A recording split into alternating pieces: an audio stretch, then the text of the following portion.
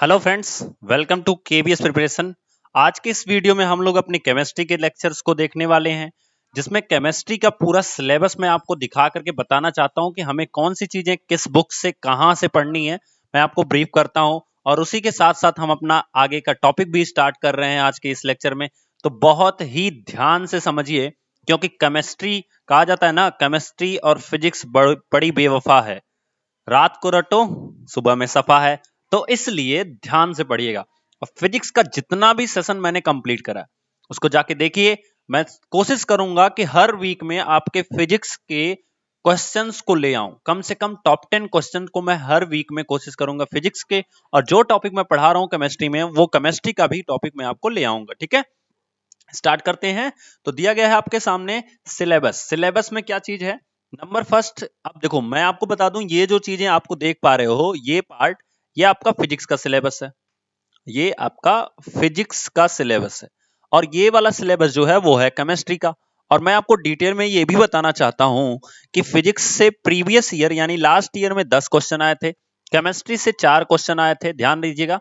उसके बाद बाकी जो क्वेश्चन थे वो यहां से आए थे, आपके 6 क्वेश्चन यहां से आए थे। तो आप अगर थोड़ा सा डिटेल में देखोगे तो 50% क्वेश्चन आपके यहां से आए थे, उसके बाद आपका 20% क्वेश्चन यहां से आया था, एंड रेस्ट 30% क्वेश्चन यहां से आया था। सो आपको बहुत अच्छे से प्रिपेयर करना है। मैं इस पार्ट को खत्म कर चुका हूं, 50% आपकी साइंस खत्म हो चुकी है। और मैं आपको बताऊं कि अगले जो भी 2 से 3 हफ्ते या 2 हफ्ते लगेंगे, उसमें मैं ये पूरा का पूरा सिलेबस खत्म कर दूंगा। फिर उसके बाद हम अपने बायोलॉजी पे आ जाएंगे और उसको काफी अच्छे से पढ़ेंगे। सो ध्यान दीजिएगा इन सब चीजों का। और मैं आपको क्वेश्चंस दिखाना चाहता हूं, क्योंकि जब आप हमें पता तो रहेगा कि किस तरह से जंग लड़नी है, वो सारी चीजें, तब तो हम कुछ कर पाएंगे। तो क्वेश्चन ये आपके सामने रखा है, आप देख सकते हो। दिया गया the correct distribution of electrons in sodium is. Sodium का सिंबल होता है Na, और इसका जो एटॉमिक नंबर होता है वो होता है 11। सो इस तरह से इसका जो करेक्ट डिस्ट्रीब्यूशन होगा वो 281 होगा। इसके बारे में हम जब पढ़ेंगे आगे एटॉमिक नंबर्स, तब वहां पे मैं आपको डिलीट पूरा बताऊंगा किस तरह से इलेक्ट्रॉनिक कॉन्फ़िगरेशन किया जाता है। एक्चुअल में ये इलेक्ट्रॉनिक कॉन्फ़िगरेशन है, जिसे हिंदी में बोलते हैं इलेक्ट्रॉनिक विन्यास। ठीक है, आगे देखते हैं। फिर दिया गया है which compound is a saturated acyclic hydrocarbon. तो एक्लिक हाइड्रोकार्बन क्या होता है, इसके लिए आपको पूरा एक टॉपिक पढ़ना पड़ेगा हाइड्रोकार्बन का, जिसे हमें पूरा का पूरा पढ़ना है। ठीक है, नेक्स्ट आता है हमारा, आपको मैं पूरा हाइड्रोकार्बन, और हाँ, हाइड्रोकार्बन आपको एनसीईआरटी में मिलेगा नहीं, बहुत थोड़ा है, बहुत थोड़ा सा है। आप वहां से पढ़ के इसका जवाब ही नहीं दे सकते हो। ठीक है, सो आई विल रिकमेंड यू कि आप, अगर आपके पास हो सके तो आप आईसीएससी की बुक प्रिफर करो। अदरवाइज मैं आपको बताऊंगा कि आपको अगर ज्यादा पढ़ना है तो एनटीपीसी की प्रिपरेशन अगर जहां से हो रही है, वहां से आप हाइड्रोकार्बन के बारे में पढ़ सकते हो, जाके वहां पे देख सकते हो। नेक्स्ट दिया गया है, अब इन सेंटेंसेस में से चारों में से आपको पिकअप करना है, और ये डिटेल में आपको पता चलेगा। देखो यहाँ पे क्या है, फिजिकल चेंज एक चीज आई है, मतलब सिलेबस में हमारे फिजिकल चेंज भी दिया गया था। यहाँ पे गैसेस के बारे में दिया गया है, ग्रीन हाउस गैस, तो ये भी हमारा एक टॉपिक है, ग्रीन हाउस गैस। फिर दिया गया है आपका फोटोसिंथेसिस, ये टॉपिक आप देख रहे हो, ये भी हमारा एक टॉपिक है केमिस्ट्री का। फिर रेडियो एक्टिविटी। तो ये सारे टॉपिक्स को हम कवर करेंगे जैसा कि सिलेबस में दिखाया गया था। ठीक है, आगे आप देख लो। फिर यहाँ पे एटॉमिक यानी एटम के मास के ऊपर सारी चीजें दी गई हैं। एटम का मास है या मॉलिक्यूल्स है, मोल जिसे बोला जाता है, मोल कॉन्सेप्ट भी आता है आपका। फिर कम यहाँ पे देखो, यहाँ पे आपका दिया गया कॉम्प्रेस्ड गैसेस, तो गैसेस की ये क्वालिटी के ऊपर भी क्वेश्चन आया है। स्पेस ऑक्यूपाई के ऊपर है। फिर दिया गया साइलेंटली प्रोड्यूसिंग कूलिंग इफेक्ट, तो कूलिंग इफेक्ट इवेपोरेशन के ऊपर जो हम टॉपिक पढ़ेंगे उसमें आएगा। ठीक है, तो मैं फिर से आपको बताना चाहता हूं कि हम क्या क्या हमें पढ़ना है। आज के इस वीडियो में हम पढ़ेंगे मैटर के बारे में, फिर कॉन्सेप्ट ऑफ एलिमेंट्स आगे पढ़ेंगे, मोल एंड एटम पढ़ेंगे, बेसिक स्ट्रक्चर ऑफ एटम पढ़ेंगे, radio activity, gases and liquids classification, यहां से आपको एनसीईआरटी में नहीं मिलेगा। और जितना टॉपिक इसके पहले मैं बताया हूं, 9th की एनसीईआरटी में चैप्टर नंबर 1 से लेके चैप्टर नंबर 4 तक आपको पूरा का पूरा मिल जाएगा। फिर दिया गया है केमिकल एंड फिजिकल चेंजेस, ये भी मिल जाएगा आपको, लेकिन ग्रीन हाउस इफेक्ट नहीं मिलेगा, बहुत थोड़ा सा है ग्रीन हाउस इफेक्ट, वो भी 13, 14 और 15 वाला चैप्टर में है, यानी 13, 14 और 15 में है। फिर दिया गया है फोटोसिंथेसिस, तो ये टॉपिक भी हमें अलग से ही पढ़ना है। हालांकि 6, 7, 8 में है थोड़ा बहुत, लेकिन ये आपको डिटेल में नहीं दिया गया है, इसलिए हमें अलग से पढ़ना है। ठीक है, सो हम अपना आज का सेशन स्टार्ट करते हैं। तो मैटर क्या होता है मैं आपको दिखाना चाहता हूं। लिखा गया है everything in this universe is made of material which scientists have named matter।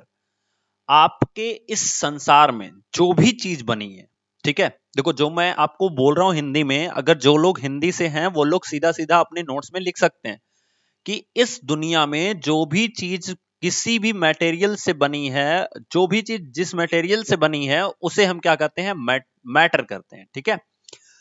और अब जैसा आप देख पा रहे हो यहाँ पे जो पत्थर है, पत्थर अगर एक पत्थर को मैं उठा लूं, किसी एक पत्थर को उठा लूं, तो भी इनमें बहुत सारे छोटे छोटे छोटे छोटे छोटे छोटे मॉलिक्यूल्स होंगे। उन मॉलिक्यूल से मिलके ये एक पत्थर बना है, और इतने छोटे छोटे पत्थरों से मिलके एक बड़ा पत्थर बना होगा। इसका मतलब कह सकते हो कि जो भी चीज आपके इस दुनिया में एग्जिस्ट करती है वो सारी चीज किससे बनी होती है, मैटर से बनी होती है। जैसे एयर यानी हवा, फूड जो हम खाते हैं, स्टोन पत्थर, क्लाउड्स यानी कि बादल, वो सब भी मैटर हैं। स्टार्स, प्लांट्स एंड एनिमल्स, सारी चीजें क्या हैं, मैटर के अंतर्गत आती हैं, ठीक है। ये ध्यान दीजिएगा, जिसे हिंदी में द्रव्य बोला जाता है, ठीक है, पदार्थ जिसे बोलते हैं कुछ लोग। तो इस तरह से ध्यान रखिएगा। चलिए आगे। अब यहां पे एक इमेज आप देख पा रहे होंगे कि ये जो बूंद है पानी की, ये भी बहुत छोटे छोटे मॉलिक्यूल से बनी हुई है, बहुत छोटे छोटे। तो यहाँ पे ये समझिएगा इस चीज को ध्यान से। आगे आपके सामने आता है the thing that are mentioned above. जितनी भी चीजें आपकी ऊपर दी गई हैं वो क्या करती हैं, ऑक्यूपाई स्पेस, कुछ जगह घेरती हैं, एंड हैव अ मास, और उनके पास एक द्रव्यमान होता है। भले ही पानी की छोटी बूंद हो, केमिस्ट्री पढ़ने में बहुत ध्यान से पढ़िएगा, आपको समझ में आएगा। पानी की भले ही कोई छोटी सी ही बूंद हो, लेकिन उसके पास भी मास होगा, और वो भी स्पेस को ऑक्यूपाई करेगी। इसी तरह से कहा गया है कि जितनी भी चीजें आपके ऊपर दी गई हैं, इनके सब के पास क्या होगा, स्पेस होगा। और अगर ये स्पेस ऑक्यूपाई करती हैं तो इन चीजों का वॉल्यूम होगा। ध्यान दीजिएगा, इन चीजों का वॉल्यूम होगा, ठीक है। उसके बाद दिया गया है अगर इनके पास मास होता है तो इनका मास भी होगा। इट मींस एक रिलेशन आपको मिलेगा कि मास और वॉल्यूम का एक रिलेशन आपको पता होना चाहिए, ठीक है। तो आपको आपको जो रिलेशन मिलेगा वो मैं आगे डिस्कस करने वाला हूं, वो ध्यान दीजिएगा। तो दोस्तों जो रिलेशन होता है वो आपके सामने लिख रहा हूं मैं, ध्यान से समझिएगा। Mass is equals to volume into density, ठीक है। तो किसी भी जो भी किसी कोई भी आपके सामने अगर कोई ऑब्जेक्ट है, उसका जो मास होता है वो उस ऑब्जेक्ट के वॉल्यूम और डेंसिटी के मल्टीप्लाई के ऊपर डिपेंड करता है, ठीक है। जैसे हिंदी में बोलते हैं द्रव्यमान बराबर आयतन गुणे घनत्व, ठीक है, आयतन गुणे घनत्व। तो ये एक रिलेशन है जिसे आपको यहां से याद करना है, ठीक है। और इस पे क्वेश्चंस जो होंगे वो जब मैं करवाऊंगा तो आपके सामने पूरा का पूरा डिटेल ले आएंगे। आगे देखते हैं। अब ये अगर मास है या उसका वॉल्यूम है, तो आप सोच के देखो कि किसी भी मैटर में जो पार्टिकल्स होते हैं, हम कई बार कहे ना कि जो पत्थर बना है इसके अंदर बहुत छोटे छोटे पार्टिकल्स आएंगे, तो वो पार्टिकल की कैरेक्टरिस्टिक क्या होती है, किस तरह के हम उस पार्टिकल को देख सकते हैं या नहीं देख सकते हैं, हम उनको कैसे समझ सकते हैं कि इनकी फिजिकल चेंजेस क्या होती है, केमिकल चेंजेस क्या होती है, वो सारी चीजों को हम आगे देखने वाले हैं।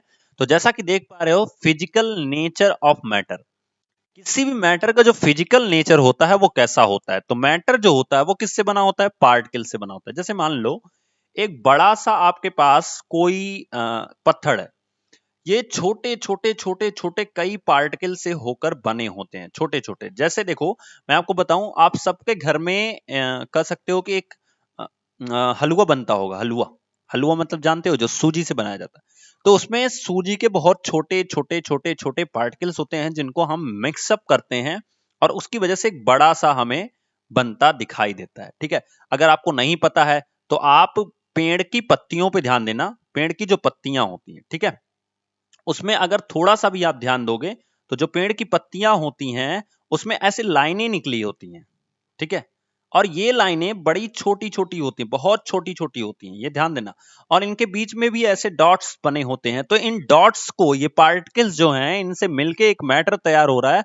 और वो मैटर जो होता है वो किससे बना होता है? Matter is made up of particle. किससे बना होता है? पार्टिकल से बना होता है। तो हमें सबसे पहली चीज तो पार्टिकल्स की क्या प्रॉपर्टी होती है उसको देखना बहुत जरूरी होता है। ठीक है, तो देखते हैं, जैसा कि यहाँ पे आपके सामने लिखा गया है कि सबसे पहले चीज, when we dissolve salt in water, जब हम क्या करते हैं, नमक को पानी में घोलते हैं, जैसा कि देख पा रहे हो, particles of water magnified millions of times. ठीक है, बहुत बार इस चीज को क्या करते हैं, मैग्नीफाइड करते हैं।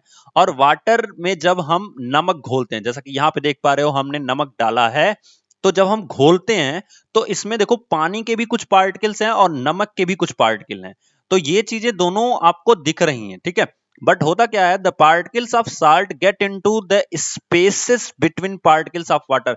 तो जो वो नमक के पार्टिकल्स होते हैं, अब समझना ध्यान से, जो नमक के पार्टिकल होते हैं वो जाते कहाँ हैं? तो जब हमने घोला वो नीचे बैठ गए, लेकिन जब हम उनको चलाना शुरू किए दोस्तों, तो ये कहाँ घुलते हैं? ये घुलते हैं, ये जो पानी के छोटे छोटे पार्टिकल्स आपको दिख रहे हैं ना, इनके बीच में कुछ स्पेस होता है। उन स्पेसों के बीच में ये नमक के पार्टिकल्स क्या होते हैं, घुल जाते हैं, जैसा कि इस फिगर में आप देख पा रहे हो। तो आप कह सकते हो कि जो मैटर बनता है कोई भी, वो किससे बनता है? पार्टिकल्स से बनता है। और आप पार्टिकल्स की एक और आप देख पा रहे होगे, एक और क्वालिटी, कि ये कहां डिसॉल्व हो गए हैं? Spaces between particles of water. तो जो सॉल्ट के पार्टिकल हैं वो डिसॉल्व हो गए हैं किसमें? Spaces between particles of water. जितनी जगह होती है पानी के बीच में, उसमें ये डिसॉल्व हो गए। जैसे समझो, अगर मान लो किसी सॉलिड में आप नमक डाल रहे हो, बिल्कुल ध्यान से समझिएगा। सॉलिड मीन्स जानते हो, कोई भी ठोस अगर आपके सामने है, जैसे मान लो एक पत्थर रखा है तो, या एक गेंद है, अब इस गेंद के ऊपर आप नमक डाल रहे हो चम्मच से, यही वाला चम्मच का नमक आप इस पे डाल रहे हो, तो क्या वो नमक इसमें घुल सकता है? नहीं। क्यों? क्योंकि इस गेंद के पार्टिकल्स के बीच में स्पेस बहुत कम है। बिकॉज क्यों? क्योंकि ये सॉलिड है, इसके इनके पार्टिकल्स के बीच स्पेस बहुत कम होता है, एक तरह से कह सकते हो होता ही नहीं है इस गेंद के पार्टिकल्स के बीच, इसीलिए ये नमक इसमें घुल नहीं सकता है। पहली चीज। अब इस पानी में क्यों घुला? क्योंकि इनके पानी का जो पार्टिकल्स हैं, जैसे ये देखो यहाँ पे छोटे छोटे छोटे छोटे आपको पार्टिकल्स दिखाई दे रहे हैं, ये पार्टिकल्स जो हैं इनके बीच में स्पेस है, जगह है, और इसी स्पेस में ये नमक के पार्टिकल्स घुल गए हैं। आई होप आपको क्लियर हुआ होगा। नेक्स्ट देखते हैं क्या क्वालिटी होती है। तो अगला होता है, अब ये पार्टिकल्स कितने स्मॉल होते हैं ये, क्योंकि हमें इतनी अपने छोटी छोटी आंखों से तो ये दिखाई नहीं देता है। तो ये पार्टिकल्स कितने छोटे होते हैं उसके बारे में हम लोग देखते हैं। तो कितने छोटे होते हैं देखिएगा, जैसा कि यहाँ पे एक कह सकते हो कि एक एक्सपेरिमेंट किया गया है, किस चीज का? Estimating how small are the particles of matter with every dilution, though the colour become light and it is still visible. और ये क्या है, अब मैं आपको बताने वाला हूं कि ये किस चीज को हम डाल रहे हैं। तो ये है दोस्तों 2 से 3 पार्टिकल। किसका 2 से 3 पार्टिकल है? ध्यान से सुनिएगा, पोटेशियम परमैग्नेट। तो इसका फार्मूला क्या होता है? देखो, केमिस्ट्री फार्मूले से पढ़ी जाती है, KMnO4। तो ये होगा पोटेशियम परमैग्नेट। तो पोटेशियम परमैग्नेट का ये फार्मूला है, और उसको हम इसमें 2 से 3 बूंद डालें। पहले हमने क्या किया, एक बीकर लिया जिसमें 100 ml पानी था, उस 100 ml पानी में 2 से 3 बूंद हमने 2 से 3 पार्टिकल किसका डाला? पोटेशियम परमैग्नेट का। पोटेशियम को K से रिप्रेजेंट करते हैं, मैग्नीशियम को Mn से रिप्रेजेंट करते हैं, ठीक है, मैग्नीज को। और फिर आपके सामने यहाँ पे O दिया है, जो इसका फार्मूला बनता है पोटेशियम पर मैग्नेट। पोटेशियम पर मैग्नेट, इसको लिख लीजिएगा आप लोग अपनी नोट्स में, पर मैग्नेट। ठीक है, हिंदी में आप लोग जानते हो कैसे लिखा जाएगा, पोटेशियम पर मैग्नेट, और इसका फार्मूला KMnO4 होता है। अब देखो, अब ये इस एक्सपेरिमेंट क्या बता रहा है, ध्यान समझिएगा। कितना ताकतवर होता है एक पार्टिकल और कितना डिसॉल्व होता है, इसके बारे में आपको बताया जा रहा है कि कितना छोटा होता है एक पार्टिकल, ये देख रहे हैं। सोचो 2 से 3 केवल टुकड़े में है ये पोटेशियम परमैंगनेट, और उसको 100 ml पानी में हमने डाल दिया, फिर उस पानी से केवल 10 ml पानी हमने निकाला है। यहां देखिएगा ध्यान से, इस बीकर में या इस छोटी सी कीप में हमने क्या किया है, केवल 10 ml पानी को यानी 10 ml पानी को हमने बाहर किया और इस 10 ml पानी को हमने फिर एक 100 ml पानी में डाल दिया। मतलब इसी तरह से एक और बीकर लिया हमने, एकदम पानी का ही था और उसमें हमने क्या किया, फिर से डाल दिया। तो आप देख रहे होगे फिर इसका कलर चेंज हो गया। आप देखो यहाँ पे फिर कलर चेंज हो गया इस पानी का। मतलब केवल 10 ml निकाला और फिर डाला। पहले तो 2 से 3 बूंद डाली थी, अब उस 2 से 3 बूंद को 100 ml में घोलने के बाद हमने 10 ml निकाला और फिर डाला। फिर देखो कितना छोटे छोटे पार्टिकल्स में ये बंट रहा होगा, आप इमेजिन नहीं कर सकते हो इतना छोटे पार्टिकल में ये बंट रहा है। फिर हमने क्या किया, फिर इससे हमने 10 ml निकाला और फिर नेक्स्ट हमने एक सिंपल सा वाटर का हमने एक बीकर लिया इसी तरह से सफेद सा और उसमें अब ये 10 ml डाला। फिर देखो आपका ये फिर कलर चेंज हो गया। बस फर्क क्या है कि कलर आप देख रहे होगे यहाँ पे काफी काफी ज्यादा दिख रहा है, यहाँ पे थोड़ा हल्का दिख रहा है, फिर यहाँ भी हल्का दिख रहा है, यहाँ सबसे हल्का दिख रहा है, बस यही फर्क हो रहा है। लेकिन फिर भी आप देखो वो पार्टिकल का कलर जो है ना वो इतनी आसानी से निकल नहीं रहा है। मतलब ऐसा नहीं हो रहा है कि अगली बार जब हम डालें तो उसका कलर ही ना बने, कलर जरूर बन रहा है दोस्तों।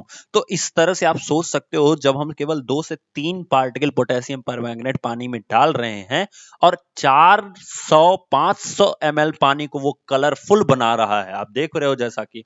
तो इस तरह से कह सकते हैं कि हम इमेजिन तक नहीं कर सकते कि कितने छोटे पार्टिकल्स होते हैं किसी भी मैटर के। ठीक है, तो जैसा कि दिया गया है, the particles of matter are very small. इतने स्मॉल होते हैं, they are small beyond our imagination. तो इंपॉर्टेंट चीज है, नोट डाल के लिखना कि किसी भी मैटर के जो पार्टिकल्स होते हैं वो इतने छोटे होते हैं कि हमारी इमेजिनेशन से भी छोटे होते हैं। आई होप आपको क्लियर हुआ होगा। नेक्स्ट देखते हैं क्या कैरेक्टरिस्टिक्स हैं। तो सबसे पहली कैरेक्टरिस्टिक्स आती है, particles of matter have space between them. तो जो मैटर के पार्टिकल्स होते हैं उनके बीच में स्पेस होता है। वाह, नींबू पानी। तो नींबू पानी में आप लोग देख पा रहे हो लिखा क्या गया है कि इनके बीच में स्पेस होता है और इस चीज को प्रूफ किया जा रहा है। कैसे किया जा रहा है, जैसे अभी थोड़ी देर पहले हमने प्रूफ किया कि पानी के बीच में नमक जाके घुलता है। तो क्यों? क्योंकि पानी के पार्टिकल्स के बीच में क्या होता है, स्पेस होता है। यही सब चीजें आपसे 1 नंबर में पूछी जाती हैं कि मैटर के कौन सा मैटर है जिसके बीच में स्पेस होता है, या सिंपल सा एग्जांपल दे दिया कि क्या मैटर स्टेटमेंट के थ्रू पूछ लिया, particles of matter have space between them, क्या ये राइट है या रॉन्ग है, ऐसे करके पूछ लेगा स्टेटमेंट में। तो आपको पता होना चाहिए, ऐसी चीजें स्टेटमेंट में आती हैं। यहाँ पे न्यूमेरिकल क्वेश्चंस कम आएंगे, स्टेटमेंट आएंगे। अभी आपको मैं जब क्वेश्चन दिखा रहा था तो उसमें 2 क्वेश्चन ऐसा था जो स्टेटमेंट में था, जिसमें आपको राइट एंड रॉन्ग डिसाइड करना था। ठीक है, चलिए। तो दिया गया है कि पार्टिकल्स ऑफ मैटर, जितने भी छोटे छोटे कण होते हैं किसी भी पदार्थ के, उनके बीच में क्या होती है, जगह होती है। आप देख रहे होगे कि इसमें जो छोटे छोटे छोटे छोटे चीजें दिख रही हैं, इनके बीच में भी कुछ छोटी छोटी छोटी छोटी जगहें हैं। तो हम कह सकते हैं कि जितने भी मैटर होते हैं, पदार्थ होते हैं, उनके जो पार्टिकल्स होते हैं, कण होते हैं, उनके बीच में कुछ ना कुछ स्पेस पाया जाता है दोस्तों। ठीक है, और आप जब हम डालते हैं, अब देखो एक मैं आपको और छोटा सा एग्जांपल देता हूं कि ये नींबू देख रहे हो, ये वाला, इसके अगर इसके बीचों बीच हम देखें तो इनमें भी कहीं ना कहीं छोटा छोटा छोटा छोटा स्पेस होता है, छोटा छोटा स्पेस होता है। और इसी स्पेस की वजह से हम कह सकते हैं कि particles of matter have space between them. किसमें? जो पार्टिकल्स होते हैं इनके बीच में स्पेस पाया जाता है। क्लियर हुआ? नेक्स्ट देखते हैं, जैसे डिटॉल जो होता है, एग्जांपल और ले लो। डिटॉल जैसे आपका चाय जो हमारे घर में बनती है, आप उसका भी एग्जांपल ले सकते हो, उसके बीच में भी स्पेस पाया जाता है। जैसे चाय में चीनी घोलते जाओ घोलते जाओ घोलते जाओ, घुलती जाएगी। क्यों? क्योंकि बीच में स्पेस है उसके पार्टिकल्स में। इसी तरह से हमारे घर में बहुत सारी चीजें होती हैं, कॉफी होती है, चाय होती है, फिर आपका नींबू पानी हो गया, ये सब जितनी होती हैं इनके बीच में क्या होता है, स्पेस होता है, इसलिए उनके बीच में चीजें घुल सकती। नेक्स्ट देखिए, अगला हमारी कैरेक्टरिस्टिक दी गई है, particles of matter are continuously moving. बहुत अच्छी कैरेक्टरिस्टिक दी गई है, अगर थोड़ा सा भी ध्यान दोगे आप। लिखा गया है कि जितने भी पार्टिकल होते हैं किसके, मैटर के, वो कंटिन्यूअसली मूव करते हैं। ठीक है, अब कितने लोग इस स्टेटमेंट को गलत लिख के आ जाएंगे, तो आपको ध्यान रखना है इस चीज को कि जो पार्टिकल्स ऑफ मैटर होते हैं वो क्या होते हैं, वो कंटिन्यूअसली मूविंग करते हैं, यानी कि घूमते रहते हैं। ठीक है, जैसा कि मैं आपको एक प्रूफ करना चाहता हूं। कभी आप पानी में ना इंक डालना, पानी में इंक डालना। तो अगर इसके पार्टिकल मूव नहीं कर रहे होते तो ये इंक इस तरह से फैल नहीं रही होती। पानी में जो इंक डाली जाएगी, अगर इसके पार्टिकल मूव नहीं कर रहे होते तो इस तरह से फैल नहीं रही होती। इसी तरह से दूसरा एग्जाम्पल है, हमारे घरों में पूजा होती होगी, हमारे घरों में अगरबत्ती जलती होगी, ठीक है। तो ऐसे एग्जाम्पल्स जो होते हैं उनको जरा सा ध्यान से समझिएगा। अब अगर ये पार्टिकल्स के जो है, ये मैटर जो है, यानी ये अगरबत्ती इंसेंस जो है, ये हमारी अगरबत्ती है और इसके पार्टिकल्स अगर मूव नहीं कर रहे होते तो वो किसी एक घर में, पूजा वाले घर में जलती है। ये किस में जलती है? पूजा वाले घर में जलती है। और उस घर से आप पूरे घर में इसकी सुगंध या कह सकते हो जो स्मेल होती है वो क्या होती है? फैलती है। तो आप कह सकते हो कि अगर इस पार्टिकल के बीच में मूविंग क्वालिटी नहीं होती तो ये जो गैस के पार्टिकल है ना, तो ये जो गैस के पार्टिकल के बीच में मूविंग क्वालिटी नहीं होती तो ये कभी घूम नहीं रहे होते। और इंक तो हमारी क्या है? लिक्विड है। सो इसमें भी क्या होती है? इसमें भी हमारी क्या होती है? मूविंग क्वालिटी होती है। सो आप कह सकते हो कि जो पार्टिकल्स हैं वो मूव करते हैं, ठीक है। अब आप कहोगे सर सॉलिड में थोड़े नहीं मूव करते हैं। सॉलिड में भी मूव करते हैं, बशर्ते ये है कि वो पार्टिकल्स आपको मूव करते हुए दिखाई नहीं देंगे। बहुत हल्का, बहुत बहुत बहुत, आप हमारी इमेजिनेशन से भी हल्की इतने मूव करते हैं, इसलिए हमें दिखाई नहीं देते। तो यहां में हमें लिक्विड में दिखाई देते हैं और हमारे गैसियस स्टेज में क्या होते हैं? दिखाई देते हैं। इसलिए आपको ध्यान रखना है कि particles of matter are continuously moving. Clear? Next देखते हैं। तो आपके सामने लिखा गया particles of matter attract each other. ये हमारा लास्ट टॉपिक है, इसको ध्यान से समझिएगा कि जो पार्टिकल्स ऑफ मैटर होते हैं वो एक दूसरे को अट्रैक्ट करते हैं। जैसे अब मैं तीनों स्टेजेस की बात कर लूं, सॉलिड, तो कोई भी एक पत्थर जो है अगर हम उसको ले लेते हैं, ये एक पत्थर है आपका, और इस पत्थर में जितने पार्टिकल्स होंगे ना वो इतना ज्यादा अट्रैक्ट होंगे एक दूसरे से कि इनको तोड़ने के लिए काफी ज्यादा फोर्स लगाया जाता है। जैसे समझिएगा, अगर कोई दो लोग, आपको मैं बताऊं कि होता क्या है कि जब अट्रैक्शन वाली स्टेज में आती है, हम लोग साइकोलॉजी पढ़े हैं और हम लोग टीचर बनने जा रहे हैं तो आप सबको पता भी होगा कि एक स्टेज आती है जिसे किशोरावस्था कहा जाता है, ठीक है। तो उस स्टेज में क्या होता है कि बहुत ज्यादा अट्रैक्शन होता है। तो जब अट्रैक्शन ज्यादा होगा, सिंपल सी भाषा में समझिए, अट्रैक्शन ज्यादा होगा किसी बीच में तो उनके पार्टिकल्स को तोड़ने के लिए फोर्स ज्यादा लगाना पड़ेगा। फोर्स क्या करना पड़ेगा? बहुत ही ज्यादा लगाना पड़ेगा, ठीक है। तो हम कह सकते हैं कि जो सॉलिड स्टेज होता है इसमें जितने पार्टिकल्स आपको मिल रहे हैं इनके बीच में अट्रैक्शन क्या होता है? मैक्सिमम होता है, सबसे ज्यादा होता है अट्रैक्शन। यहां से क्वेश्चन भी बन सकता है, in which stage the attraction will be maximum, ठीक है। याद रखिएगा इस चीज को। उसके बाद दिया गया है लिक्विड स्टेज की बात कर रहे हैं, तो लिक्विड स्टेज में कम होता है, लेस देन, ध्यान से समझिएगा, लेस देन किससे? Less than solid. Attraction less than किससे होता है? सॉलिड के। लेकिन जब हम गैसेस स्टेज में जाते हैं तो अट्रैक्शन सबसे कम होता है उसमें। इसलिए अगरबत्ती की जो जो स्मेल होती है, इंसेंस स्टिक की जो स्मेल होती है वो पूरे घर में फैल जाती है, क्योंकि उसके पार्टिकल्स के बीच में अट्रैक्शन कम होता है, उस पे हवा थोड़ी भी बह रही है तो उस हवा के फोर्स की वजह से उसके पार्टिकल्स जो होते हैं वो फैलने लगते हैं। जैसे अगर आप पानी को देख लो तो पानी में हम थोड़ा सा फोर्स लगाएं तो ये गैस बनने लगता है, लेकिन सॉलिड इतनी जल्दी नहीं गैस बनेगा। क्यों? क्योंकि उसमें अट्रैक्शन बहुत ज्यादा होगा, ठीक है। और ये सारी स्टेजेस के बारे में पढ़ेंगे। लास्ट में मैं आपको एक चीज क्लियर कर देना चाहता हूं दोस्तों, कि जैसा कि यहाँ पे आप लोग देख पा रहे हो लास्ट टाइम पे, कि गैसियस के बेस में ये जो अट्रैक्शन होता है बहुत कम होता है। और इन सब चीजों के बाद में मैं एक चीज क्लियर करना चाहता हूं। नेक्स्ट क्लास से जब हम पढ़ेंगे तो अपने माइंड में एक चीज रखिएगा और अपने पास नोट्स रखिएगा और इस चीज को दिमाग में रखे रहिएगा। पूरी मैं चीज फिनिश करना चाहता हूं और समझिएगा ध्यान से। फिजिक्स जो होती है वो 70% अपने आप को प्रूव करती है, 30% आपको रटवाती है, रटना पड़ता है 30%। केमिस्ट्री 70% आपको लर्न करना पड़ता है, 30% प्रूव करती है। जैसे ये सब चीजें थोड़ी सी प्रूव हो सकती हैं लेकिन इसको आपको रटना है। मैथ्स जो होती है वो आपको 100% प्रूफ के साथ चलती है और ये फिजिक्स केमिस्ट्री का है।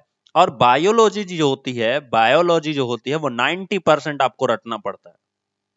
ठीक है, तो अब जितने भी सब्जेक्ट्स हम पढ़ने वाले हैं उनको हमें थोड़ा सा रटना पड़ेगा, इसलिए कॉपी पेन आपके पास होनी चाहिए। आप जब भी बैठो काफी अच्छे से बैठो। आई होप आपको सेशन बहुत अच्छा समझ में आया होगा, चीजें समझ में आई होंगी। कल के वीडियो में हम पढ़ेंगे the solid stage, the liquid stage and the gases stage, क्या इनके बीच डिफरेंस होता है, उन सारी चीजों को डिस्कस करेंगे। एंड उसके बाद धीरे धीरे हम अपनी केमिस्ट्री की पूरी सीरीज को फिनिश करेंगे। तब तक के लिए thank you and thank you so much. Comment box में बताइएगा कि आपको वीडियो कैसा लगा।